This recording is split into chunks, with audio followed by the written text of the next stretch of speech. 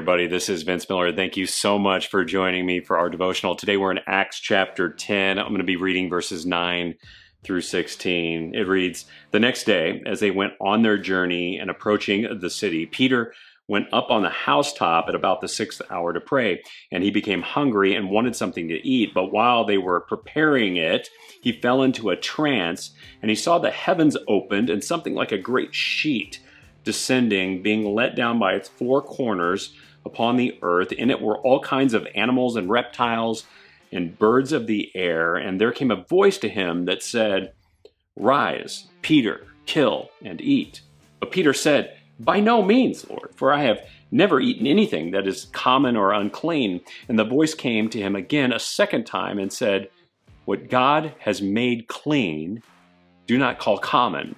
This happened 3 times, and the thing was taken up once more to heaven."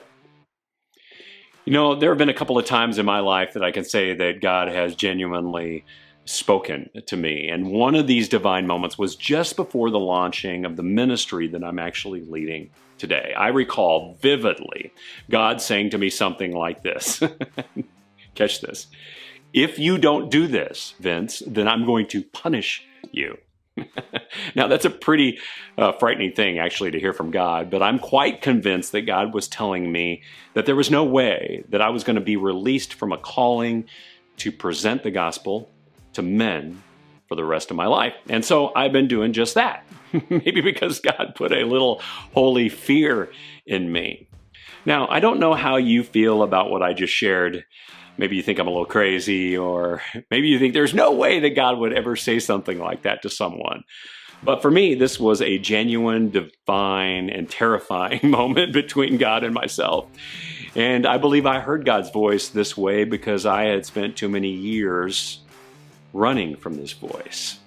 And as I read how Peter received his vision, it reminded me of certain characteristics of the vision that God gave me.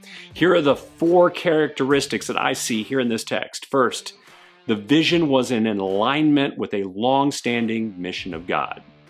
Second, it was repeated multiple times. Third, it challenged his cultural and even his religious norms. Fourth, all it needed was a faithful, available, and teachable man to lead the way. And I believe these characteristics were represented in the vision that God gave me. But I believe that God is still looking for faithful and available and teachable men. Men with a desire to lead on his behalf. And I think God is speaking literally today in the middle of what we're experiencing. God is speaking in visions to men just like you. Sometimes we dismiss these visions, but don't dismiss it too quickly. Because right now in our world, we need men more than ever before. We need men who hear from God and who will act on his vision. Because it's not our vision, it's his. And we know it is his vision when these characteristics qualify it. It's aligned with God's mission.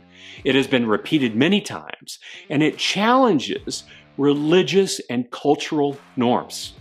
If this is true of the vision that you've received, then maybe it's time you responded.